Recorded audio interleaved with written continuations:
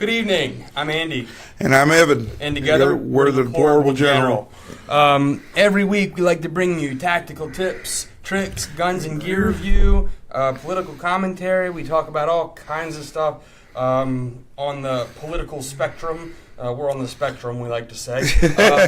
And so I'm a military veteran. Security contractor. So we both have experience in this kind of thing. You'll have to forgive us tonight. Both of us are kind of run down and allergies and cold and I don't know, all kinds of stuff. Yeah. The plague maybe. Hope not. But like mafia hitman. yeah, so we're dressed up today. I wish it was for a better occasion. But Evan actually, his uncle passed away a couple days ago, and the viewing was today. So we had that earlier, so that's why we're all snazzed up. Also, we were told that we kind of look like bodyguards or spies or hitmen. So we just went with it we today. figured we'd go with it, yep. So a couple different things. So we like to give a shout out to FN. Yep. FN is a huge supporter of our show. We don't get paid for anything at all, but we Big shout out to FN. yeah, we get free hats and shirts and stickers, and we like to do do giveaways. So we usually do like, comment, subscribe, or like, comment, share. And you'll be entered into a drawing. Now, we did just realize today that we had a video shared on a page called, it was mymilitia.com. Mm-hmm. Somebody shared our video on mymilitia.com. It was Rip Cannon. Yep. Was the name. So if you could shoot us, if you watch this video, and you could shoot us your information, send it to me on YouTube. Our channel's name is Don't Tread on My Liberty. Or you can go on Tactful Tactical Facebook page, and you can send me a message with your information. Also, the tactfultactical.com. Right. So, also, Evan, you want to give a shout out to Guns and Ammo? Yeah, Guns and Ammo. We got a new magazine from them. Great literature. They gave the Deplorable General a really good discount. We can't thank them enough, and we're actually going to talk about a rifle in here today, a little bit also on the caliber. Mm-hmm. So that's where we're at. And we also we like to send attention to guncarrier.com.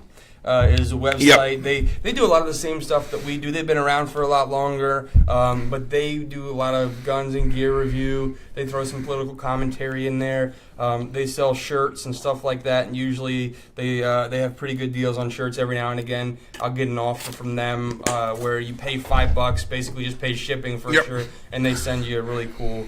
You know, I have one that's iPack, one that says "Come and take it" with the snake around the AR-15. So, pretty cool company. And I got one that just says guncarrier.com. So yeah, but they just sent that to us. Yeah, so. But that was nice.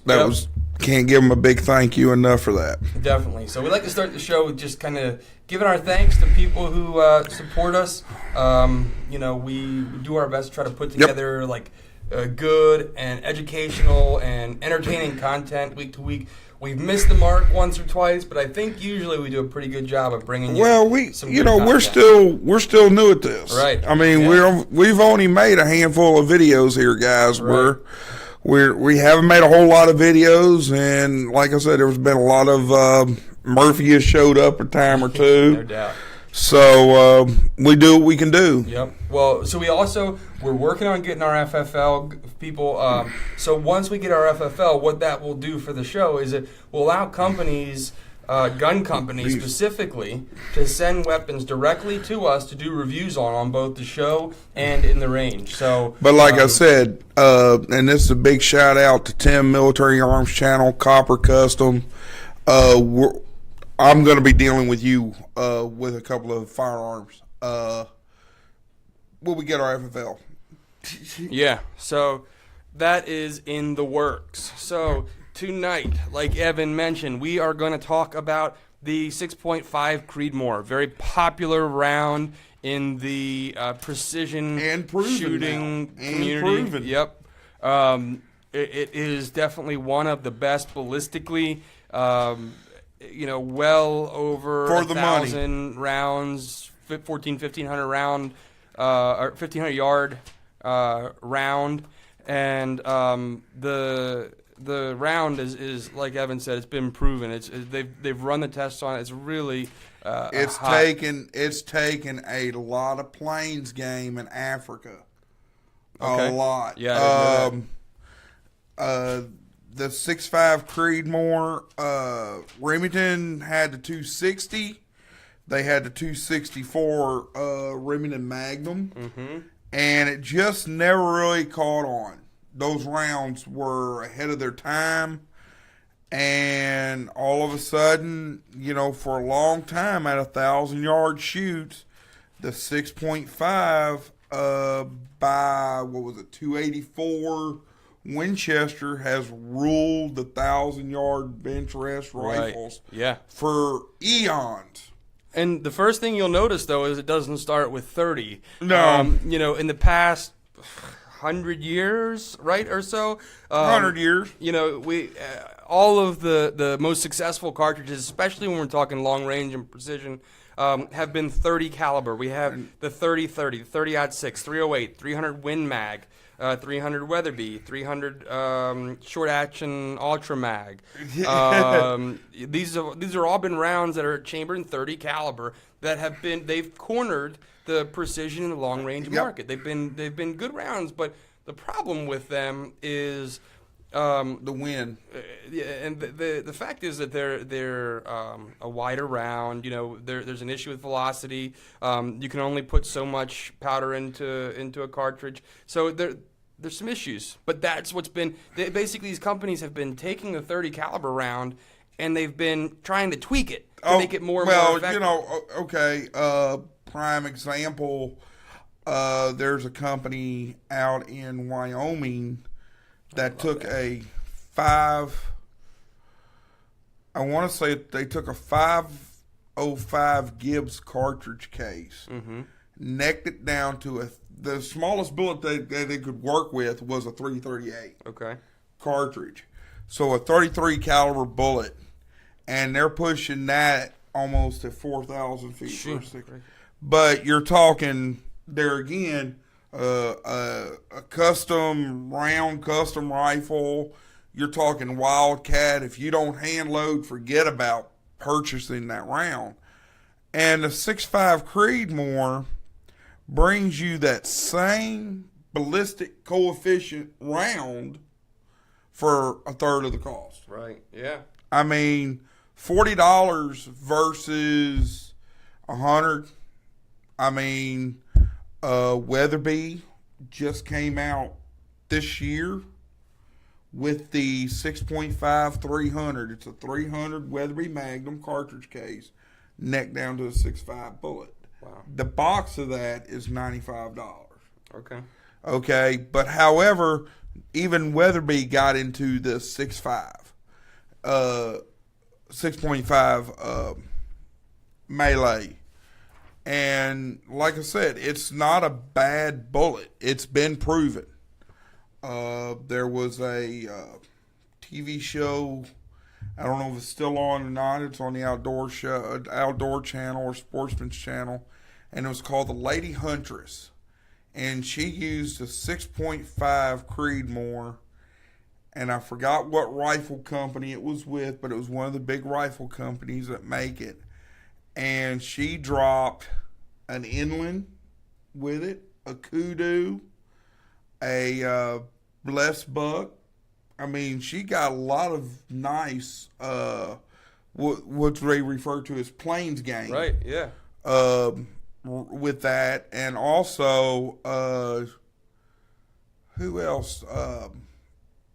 They've been dropping hogs left and right. Yeah. Hog zombies. Okay. One of the kids on Hog Zombies on YouTube dropped a nice hog with a 6.5. Yeah, great round. So actually we had a 6.5 caliber round in the Europe and in the Swiss, the US. Yeah, the 6.5 by 5.5 Swede. And that was a Mauser round. So when a lot of Mausers got imported, Well, actually, from Switzerland. That's from Sweden. Right.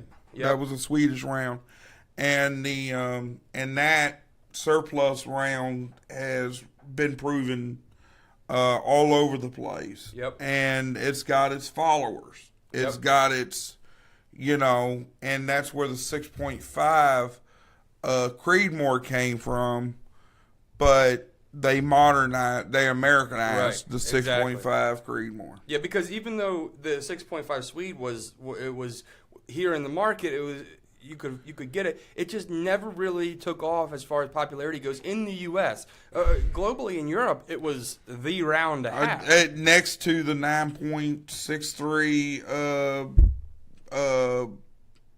rim cartridge. Right. Yep. You can find that up here in the state of PA, but good luck finding it anywhere else. Exactly. Yep. So, 6.5 has definitely been. This is not the first 6.5.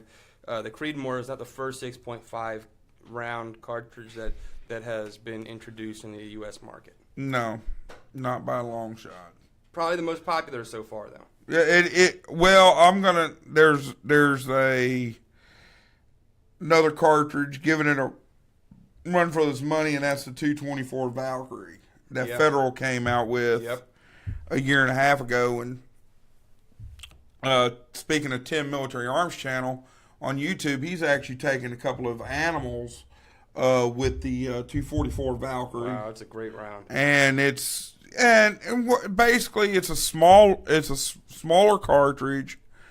But it has better ballistics than the 243. Right. Same bullet, just a little bit more powder, ballistically faster. But all, great sporting round, and also, guys, it's in an AR platform. Mm-hmm. Go figure. Mm-hmm. Yeah, absolutely. Yeah, I think that's going to give the 6.5 Creedmoor a run for its money. I watched a commercial on the Valkyrie that basically it was a dig at the Creedmoor, and it was an interesting commercial. So I don't know. I'm sure you could look it up on YouTube. It's on YouTube. Look up, Valkyrie versus Creedmoor and see. I'm sure it's on YouTube, but we're not talking too much about the Valkyrie. We will. We will, yeah. We will. This is actually going to be the first of several discussions on specific rounds and kind of the evolution of that round and the practical application of those rounds. We're gonna go over next week. We're gonna go over the 357 Magnum and Magnum rounds in general, where they came from, what are they used for, that sort of thing. And then we'll go into the history of some of these other rounds over the next couple of weeks. We might not go chronologically. We might skip and talk about some other things in between. But that's going to kind of be our go-to topic over the next. Yeah, we got a couple of shows on this. We kind of want to stretch this out. Mm-hmm. In this Guns and Ammo, not to give a spoiler, Springfield Armory came up with a 6.5. Let me hold it up here. M1A1. So you got basically a semi-automatic M14 chambered in 6.5 Creedmoor. Yeah. So that's a big jump for Springfield. That is cool, man. So they went from a 308 to a 6.5, and also this rifle, MSRP on this rifle, is only $2,000. Wow. So getting it on the street, $1,500. So that puts it up there with every other precision rifle. Yeah. It's on the street it's a lot less than that. Wow. Yeah, that's gonna be. And you get this with 3 mags. By the way, 3 mags with this. I wonder how hard they're gonna be to get a hold of. Well, just coming out. It's hard to say. I don't know when to release. They just showed this now, and then we're showing it. I know this ain't on the shelves anywhere around here yet. So that's going to be an interesting rifle for Springfield. Maybe they might come out of that little slump they got into. That's going to be a bad rifle. Yeah. Especially with that match grade triggers. I mean, they really do a lot of work on this rifle. Yeah. Yeah. I mean, they did their homework, and like I said, guys, you don't have to go out and put a $2,000 scope on this rifle either. 6.5 don't really need that. Yeah. You can get a good Nikon and stick on there and be just fine. Yeah. Yeah. As long as you stick to the basics.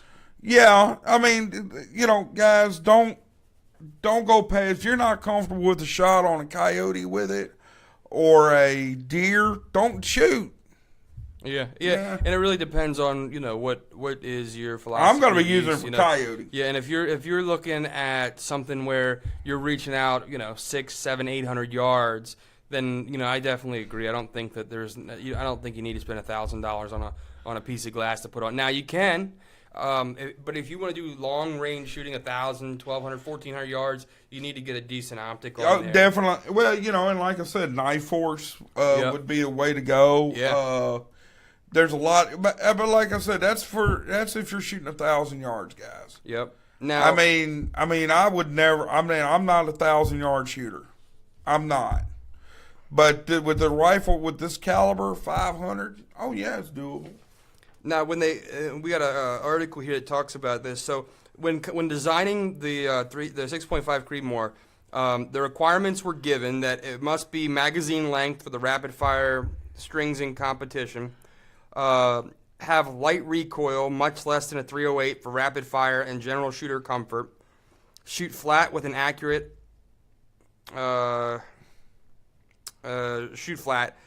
promote good barrel life.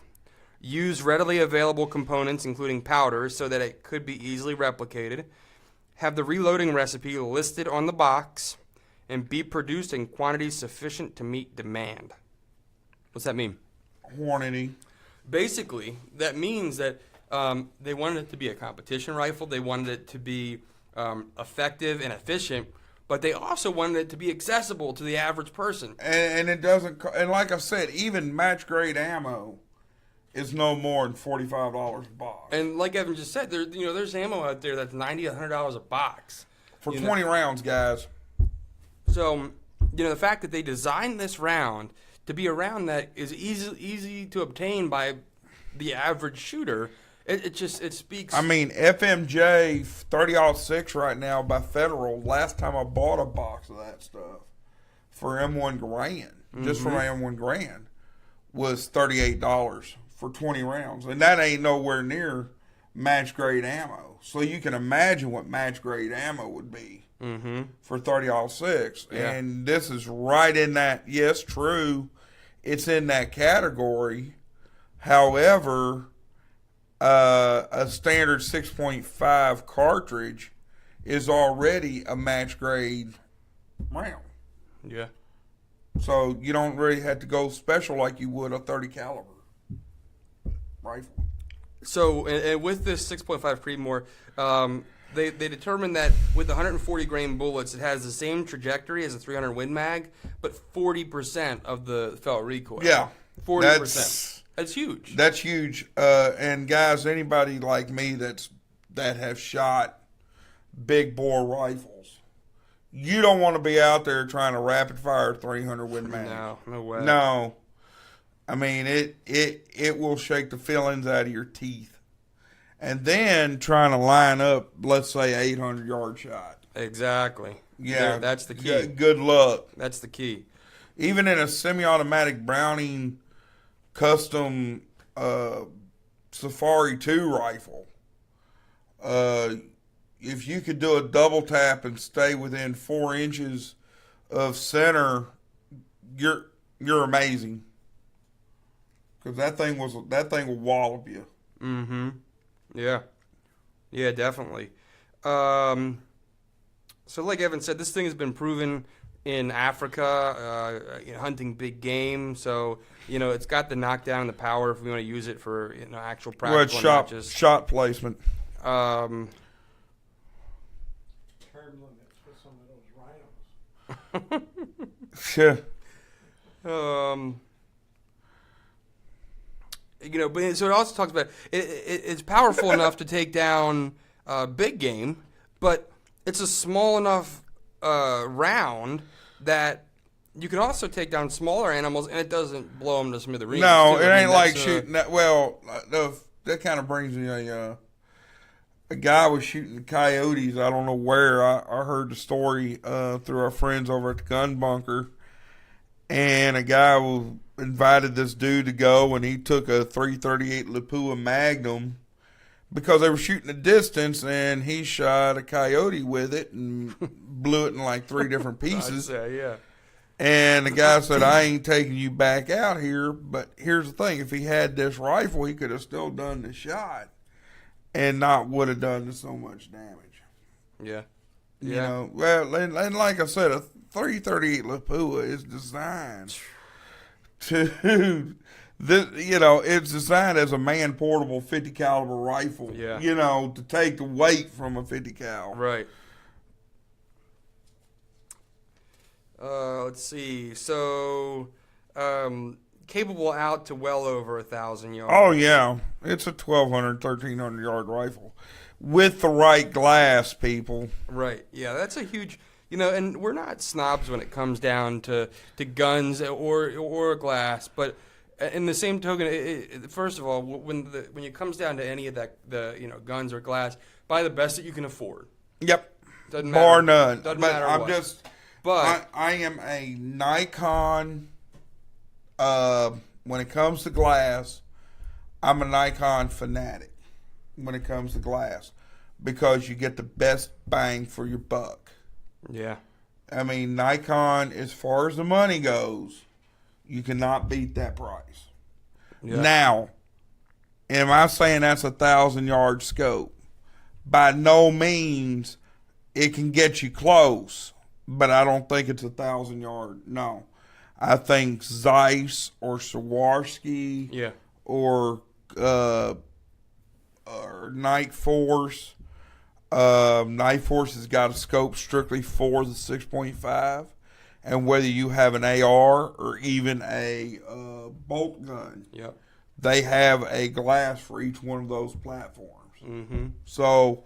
Night Force, if I was shooting 1,000 yards, would probably be the way to go. Yeah. But there again, I'm not shooting 8,000 yards. Yeah, and this region, in this part of Pennsylvania, if you even have more than a 600-yard clearing somewhere, I wouldn't recommend shooting because somebody could definitely walk out there. Yeah, we have hills and woods and fields and stuff like that.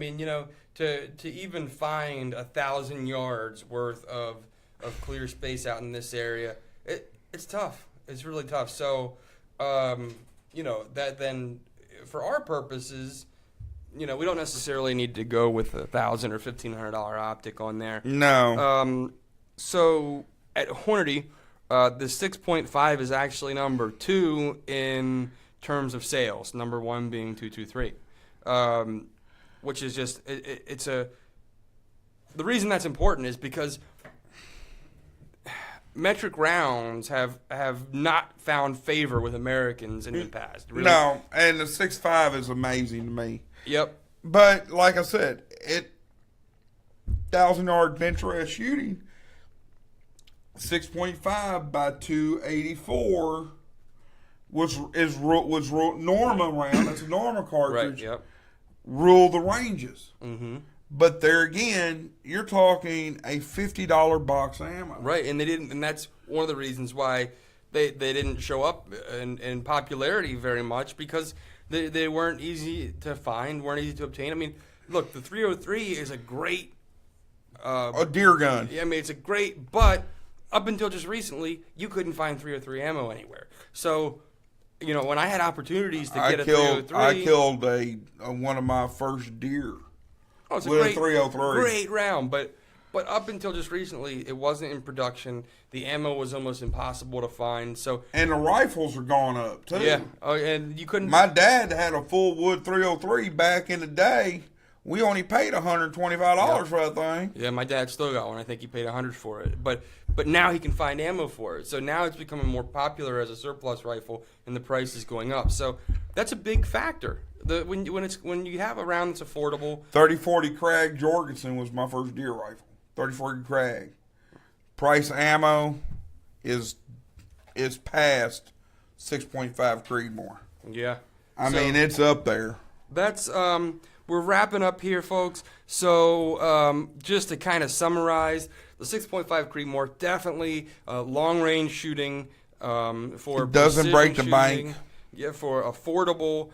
If you want a long range rifle, a sniper rifle, designated marksman, 6.5 Creedmoor is the way to go so far. Is definitely made its mark in the I US want to before we sign off real quick, I want to say the Saturday at 2 p.m. in Harrisburg, there is a Second Amendment rally, and then again on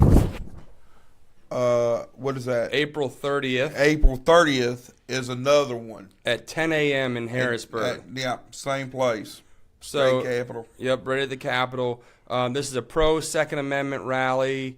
And they got one this Saturday. So one is this Saturday at 2 p.m. I'm going to be there for that one. The other one is on the 30th at 10 a.m. So that finishes us up here for the evening, folks. I'm Andy. I'm Evan. Deplorable General, over and out.